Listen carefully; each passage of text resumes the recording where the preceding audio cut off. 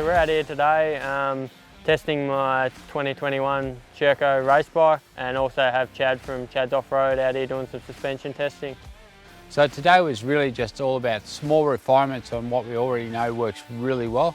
Jonte's obviously going super fast at the moment, and just see small tweaks here and there with the linkage, clicker settings, just throwing ideas around and just obviously trying to come up with the best package we possibly can. We played with the compression and the rebound on the fork, just to work on maybe getting the fork to hold up a bit better.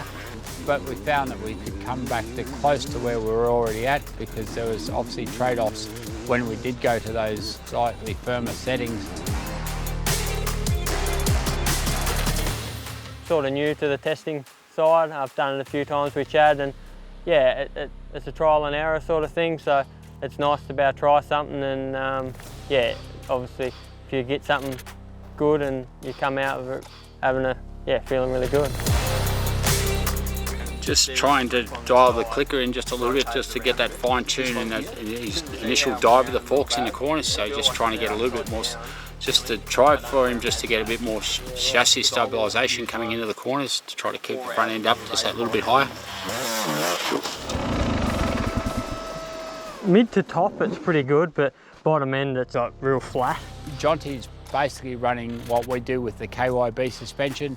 Several things: SKF fork seals, we're talking about the merged progressive inner chamber springs, we're talking about the MX Tech low stiction piston band. These forks have got Kashima coated outer tubes as well as DLC inner tubes, and there's just the settings we've come up over the last little bit internally with the suspension. It just all leads to a package that works really well.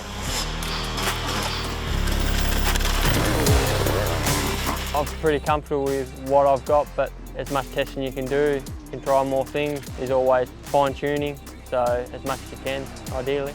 There's all these little experimentations that you need to try just to get the best out of the bike, and to actually know, can we make it better?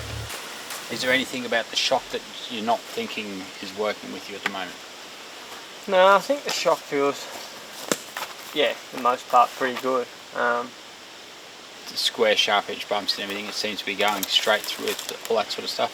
Yeah, it feels pretty good on the square edge. Like these fast couple of turns here, I can just stand on the pegs through there, and it feels like it squats and sort of goes.